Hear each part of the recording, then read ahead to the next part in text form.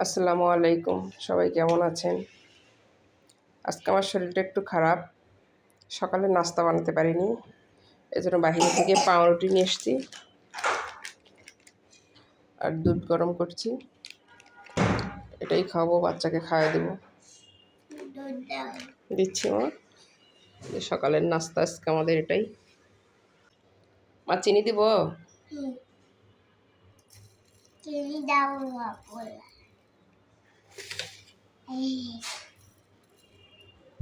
হয়েছে, আর দিতে হবে না, আরও দুধ দেবো। সর খাবে তুমি? একটু গরম হয়েছে, গরম হয়েছে ওতে মেয়েরও ঠান্ডা লেগে গেছে।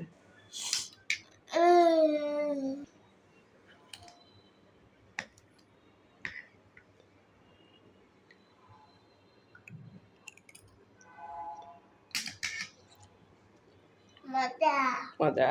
ঠিক আছে, খাও মা। এই তো ঠিক আছে, সবাই ভালো থাকেন, আল্লাহ হাফেজ।